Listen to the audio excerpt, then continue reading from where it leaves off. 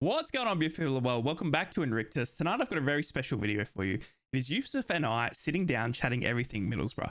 Yusuf is someone I've met through Instagram. We followed each other a long time ago and we've had DM chats and stuff like that. But I really wanted to sit down and just have a chat with him to get to know him and talk everything Middlesbrough. He shares a similar story to I in terms of getting brought in by Middlesbrough as a fan, someone that they've used to interview players with.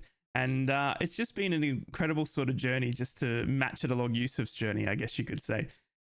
It was a very, very amazing chat. And Yusuf is just one of the most genuine, loveliest human beings you'll ever meet. And I really enjoyed our chat. I didn't think it was going to go this long, but I had to break it down into part two. So tonight I've got part one for you, and then I'll drop part two for you guys next week. I just didn't want to have to make you guys sit through. It was like an hour and a bit chat because we just ended up chatting and just going for as long as we could on Middlesbrough, and it was actually really incredible. All right, guys, I am here with Yusuf, a fellow Boro fan just like me, and it is about time, a well overdue time, that we had a chat together. Yusuf and Rai about the Boro. Here it is. Yusuf, it is lovely to finally sit down with you. How are you, mate? You as well, Ryan. Absolute pleasure. Yeah, I'm really, really well. Thanks. And yourself? I'm doing very well. It is 10 p.m. Gone a little bit after 10 p.m. here. So what time is it for you there? It is just gone nearly half one. Okay, wow, the time difference, I can never get used to it, I swear. I can't help but notice directly in the background the Middlesbrough shrine, if you will. Is it the flag? Is it signed as well? Yeah, it was given to me actually by someone. So yeah, so it's got all this is when Neil Warnock was the manager, so you can Oh see Neil wow. Warnock Yep, there. yep. And then the players kind of signed it with their shirt numbers. I Oh can't wow. recognize whose signature is who, but for Yeah, all I know, it could just be random yeah, people, the yeah. media team at the club I've that just randomly literally signed got it. the Who same knows? here. I've got so this is my local AFL team. So AFL obviously is the Australian sport here, and this is my team, Adelaide Yeah. Crows, and they've all scribbled on it. I've got no idea who and what year it's from, or Yeah. I just tell people that they signed it and they believe me. Well, I think you have no idea. So yeah, spot on. Well, I wanted to ask you, I guess it's obviously finally lovely to meet you. We've chatted a lot on Instagram back and forth. I've obviously seen your work for a lot longer than I've been around. How did you start following the Borough? Yeah, I mean, I get honestly every single match that I go to, I get asked this question. Yeah. So yeah, so basically, grew up in Wembley, London, Yep. or Wembley, and my first football memory was Euro '96 because Yep. that's where the European Championships were, and England were playing there. And my first football memory was England Scotland, which was at Wembley and stuff. So that was like my first football memory, and then I fell in love with like football, just seeing everyone around me Yeah. watching, football, Yeah. and football's going coming Yeah. home, and that was like Yeah. the anthem. It's really, really good. Yeah. And then the following season was '96, '97 season. And then I just saw the scoreline for the first game of the season, which was Middlesbrough 3, Liverpool 3, saw the highlights. Ravanelli got a hat trick, 3-3, and literally fell in love with the club Wow. since then. That's amazing. That's incredible. So, I mean, I guess so. When I started, it was 2004, 2003. I was a young lad. I'd just fallen in love with AFL. I'd been playing AFL all my life. My dad was a big AFL fan. He sort of put it on me to love AFL. I'd never really heard of soccer or football, and I So yeah, was wanted to be a goalkeeper. And I fell in love with Mark okay. Schwarzer. Mark Schwarzer was the goalkeeper at the time for Australia. And then I Yeah, saw that he was playing for Middlesbrough, and I watched the Middlesbrough games, and that was it. I was done. I was in love ever since. So it was incredible absolutely. to finally experience the sport. So as a young Middlesbrough fan, and obviously living in London, how was it about getting to the games and your first experience? Do you remember your first visit to the Riverside Stadium? Yeah, so initially, because obviously living in London, Yeah. I only went to like the away games. Yep. So I'd go to like the London games and games that were in and around in London. So I never actually went to the Riverside until I think it was 2017, so 6 years Okay. ago. Yep. And it was the FA Cup quarterfinal against Manchester City. Wow. I think it was 2-0, Yep. and Yaya Toure, I think, scored Yep. 2 goals. And that was the year that we were in the Premier League and we got Yeah. relegated. But I Yeah. just had a good feeling because I Yeah. thought typical Boro. We haven't had the best of the season so far. Yeah. You've got Man City at home, one of the Yeah. best teams in the world. Pep Guardiola as the manager, Aguero, Yeah. company, Toure, all of that. Yeah. But we just went. We were never in the game, and we Yeah. got beaten very, Yeah. very comfortably. And yeah, that was my first time. And I sat in the West Stand, which is where it's where the managers are the posh Okay. stand, as it's Yeah. known. The posh stand, yeah. So on my right, I could just see like the South Stand because I've seen the South Stand Yeah. on TV and stuff, and that's where the singing Yeah. section is. And I could just see it to my right, the South Stand. I'm like, do you know what? Next time I go to the Riverside, I'm Yeah. gonna actually get a ticket in the South Stand because Yeah. it actually sold out for the City game, which is Oh why I wasn't wow. able to get there. I thought, right, I'm gonna get in there. So Yeah. the next home game was the Premier League game. I think it was the last home game of that season, Southampton at Yep. home. And again, we lost. Yeah. Brad Guzan was in goal, and I remember I think he gave away a penalty, and the Borough fans were singing "off, off." I've never seen anything like that in my life. It was something else. But yeah, and I've basically been in the South Stand Wow. since. So in terms of like, obviously help me. So my first and only game was in 2009. I was over there Mm, at that time. I was part of the Australian military, and I was doing sort of like an exchange sort of training sort of thing. There was a few of us from Australia that went to England to train, and a few England lads came to Australia to train. And I was there, but okay. I was actually up in Newcastle. But the lads said, "Come, because at that stage I was already in love with Middlesbrough. They said, "Come, you can watch a game." So we went down and we watched the game. And I remember sitting on the opposite side of where the manager, so I could Mm, see the manager on the opposite side of the pitch. And okay. I think we lost that game 4-1, and it was back when Charlie Adam it was pre-Liverpool Charlie Adam, just Yeah, he was about to go nuts at Liverpool. And we lost 4-1. We actually had Brad Jones, the Aussie keeper, in goals at that stage. And the same yeah, thing, get off, get off, get off, because it was 4-1. So in terms of yeah, where yeah, I'm yeah. sitting, where is South and where is West? And if obviously if I'm looking over it, West, does that give you any reference to where I might have been? Yeah, so I think you probably would have been in the East Stand. So the West Okay. Stand is where the managers Yep. kind of so basically the two dugouts are here. Yep. So you've got Carrick and opposition manager, and then you've Yep. got the West Stand. So then if you're the other side, that would be Yep. the East Stand. So you've Okay. got I think the family zone in one side, and then Yep. like a little bit is the East. So I believe it's the East Okay. Stand. All right. And is that the posh area, or was I in the posh? Is the East? No, West Stand is the. I West is the only don't. I posh, is might. it? I might get in trouble by a few Borough fans for referring to the West Stand as the posh stand, but it's because yeah, West Stand upper Yeah. is where Steve Gibson sits, and then Yeah. you've got Yeah. West Stand Yeah. lower Yeah. is where the most expensive seats and stuff are. Gotcha. Yeah. But yes, I think your seat. I don't. Well, Yeah. it's. I mean, most seats are quite expensive anyway, Yeah. but I think Yeah. yours. It's a good view because it's like side Yeah. to I bet side. it It's not would be. behind any of the Yeah. goals, so it's a pretty decent view for you, I'm sure. So do you get to many games now? Obviously, you're saying your first actual trip to the Riverside. I seem to see you in most Riverside outings now, taking fan photos Yeah, on Instagram and stuff like that. And I want to talk more about that. But I guess the first sure. question part of that is, do you get to many games now? Is it something that you are paying for? And I saw your travel with the train delay and everything like that the other night, Yeah, which seemed like a yeah. nightmare for you. I'm so sorry. But did you get to No, many no, it's games? fine. I think. Yeah, I'm now a season ticket holder. I've been a Yep. season ticket holder for so basically, yeah, so to 2016, 2017, the season that we're in the Premier League, obviously I Yep. went to a couple of games. Then the next season when we're in the Championship, I was kind of pay as you go, Yep. buying tickets as and when I could. And then the season after that, so that was the Tony Pulis full season. Yep. I think it was 2018, 2019. That was my first season as a season card holder, and I've Yep. been a season card holder since then. Oh, So I wow. try to go as many games as I can. Excellent. Do you go by yourself to most games? Yeah, Yeah. yeah, the majority of games I go by myself. Oh, wow. Occasionally, Okay. I might get a lift to some Yep. away games by a fellow Borough fan, in a Yep. car, and we just kind of Yep. go have a bite to eat on the way Yeah. there, and just kind of chill and whatnot. But the majority of the time, yeah, I go on my own. But it's quite fine, Yeah. the people think, oh, it must be a bit, awful and stuff, but it's not too bad. I think, Yeah. especially after we win, the journey's so Yeah. quick. When we lose, the Yeah. journey just takes forever. Yeah. But it's, I, what I mean, I wouldn't have it any other way, to be yeah, we're honest. experiencing a bit of that this season, but it's obviously not been the best start. I guess I want to talk to you more Exactly. about obviously being recognized by fans. And obviously, every time I see after a match, I send you a message or we have a chat and I see the Instagram messages pop up or the photos pop up with different fans. What's it like walking in by yourself to a stadium where you're kind of recognized and asked for a photo? Honestly, I ask myself why when someone comes and asks me for a picture.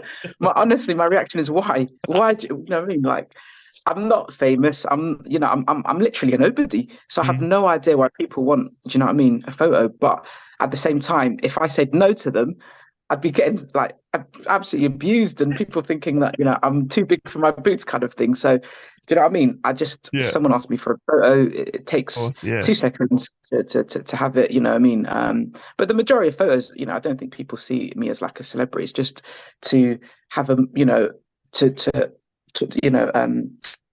to go through like their day kind of thing. Because obviously, Yeah. when you go out, you can kind of take a pictures throughout your day. You might Yeah. go for a bite to eat, or you might meet up with fellow Boro fans. Yeah. So that's the way that I kind of Yeah. see it. But yeah, it's quite bizarre. I mean, just sometimes just walk into the stadium and just constantly people saying my name and stuff. It can sometimes be a little bit kind of daunting and stuff. But Yeah. I've just kind of got used to it now. But like I said, I just don't quite understand why people want a photo with me. Well, I understand it because one, you're a good looking fellow. I mean, we got to admit that, right? On camera. I'm not sure about that. I'm not sure about that.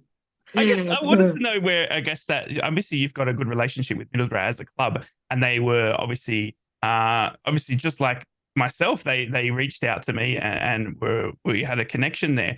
When was the connection with the actual club? When did that start, and when did they obviously start obviously asking about yourself, and what was that like when the club initially reached out to you and were asking you to be involved in whatever it may have been? Yeah, so obviously I've been speaking to a lot of the people within the club for a few years now. Yep. Juicy, who I'm sure you know quite well, Paul Hughes, top guy, head of communication, I think, at the club. And yeah, I think during lockdown, I sent them an email because I had an idea of doing some kind of interviews with like the academy players just to kind of Yeah. find out how it is being an academy player. Yeah. And then Juicy kind of replied to my email and said, "Well, we were having a meeting the other day where we were thinking of having a fan interview some of like the players and stuff." Yeah.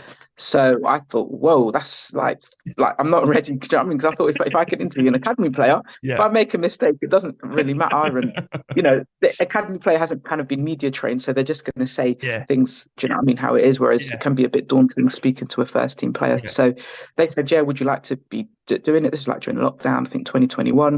Yeah. I was like, "Yeah, no problem." So I did a couple of interviews in 2020. I think I did 4 interviews.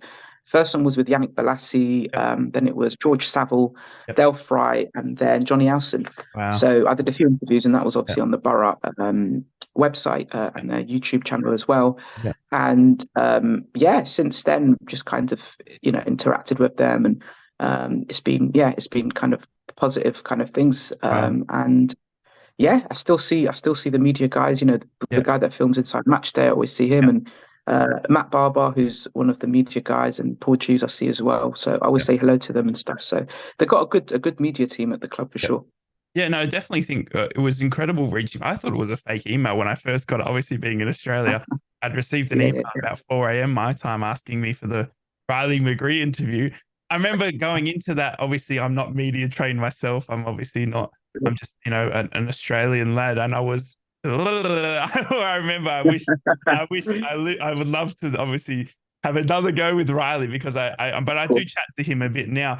How were you feeling? Obviously, you said Yannick Balassi was your first interview. How were you feeling leading up to that, and how did you think the first chat went? It was obviously it was quite difficult because I remember at the time it was obviously during lockdown Yeah. and like when it was announced there was a few like social media kind of comments, people saying stuff like, do you know what I mean? I was only kind of given this opportunity because of diversity reasons and Yeah. stuff like that, and a few other nasty kind of comments. So that kind of affected me a little bit, Yeah. and I kind of put a post out saying I'm not going to do it anymore. And Yeah. then the club then called me, and in fact, Yannick Balassi tweeted me as well. He was like, "Oh, I hope you change your mind." And I was like, I didn't reply to him. I still feel guilty about that. I didn't because I didn't reply to any of Yeah. the fans. I Yeah. read all the comments. Yeah, but he Yeah. kind of tweeted me saying, "Oh, I was looking forward to it," and blah blah Yeah. blah blah blah. Had a chat with Paul Hughes. He told me a bit about his experience as a media guy, and Yeah. they said just give it a try. Yeah. Even if you do the interview, even if like you don't want it to be posted out, you can still just do the interview. So Yeah. I did it, and what helped was the fact that Yannick Bolasie was brought up like around the corner from Yeah. where I lived, because Oh, wow. I lived at the time Wembley. Yeah. He grew up in Willesden, Yep. which is like 20 minutes away. Wow. So we kind of bonded that way. Yep. And he kind of knew my school that I went Yeah. to, and the Wow. area that I grew up in, and the estate and stuff like that. So that was quite helpful. And Yep. Yannick Bolasie, if you've ever seen his interviews, he's the Yeah. most outgoing, bubbly person that you could possibly Yeah. meet. Like, Yeah. he's like your best mate Yeah. from in the pub kind of thing. And Yeah. we started having a conversation. It was a really, really good kind of conversation. And the Incredible. fact that he made it so the fact that he was so approachable made it a Yep. lot easier. Yep. And yeah, that's why it was for me, it was quite enjoyable. So I really, really enjoyed it. And I spoke to the club and I said, yeah, post it. Yep. And then they posted it, and yeah, it was quite well received. That's amazing. Incredible that obviously that you were originally sort of obviously put off to do it. I guess being in social media, and obviously we see a lot of it, social media hate, and it seems to be. I'm sort of again new to it, but I've obviously gotten a few comments over the time now. A few people obviously thinking I'm not a real fan and stuff like that. Is it something that you still to this day? Obviously, we've had a few years now. Do you still look at social media, and do you still take some of that with a grain of salt, or have you sort of been able to sort of learn that they're not worth your time or something like that? I guess how do you handle being a social media figure for the borough and dealing with that to now to how it was a couple of years ago? Obviously, I remember that the first time when I started getting hate, it was like new to me, because I'm thinking, what? Yeah, I'm not doing anything kind of yeah, wrong. Fair enough, because you sometimes see other clubs where some of their fans might be a bit negative towards yeah, like the players and the manager, and just bring negativity to the club. yeah, But I didn't feel I was doing anything negative to the yeah, club, but for whatever reason, they didn't like me. And I found that a little bit kind of strange. And yeah, so at the start, it was like, "Oh, let me try change their mind," kind of thing, and show people, the kind of people, the kind of person that I am. And yeah, but after a while, you just kind of realize not everyone's going to like you, yeah, and you have to kind of accept that.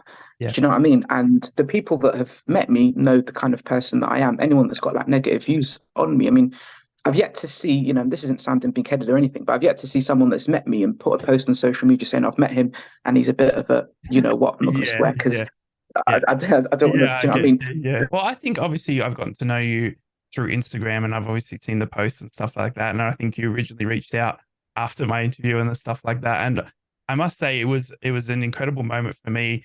And it's been an incredible moment getting to know some of the Middlesbrough fans and stuff like that.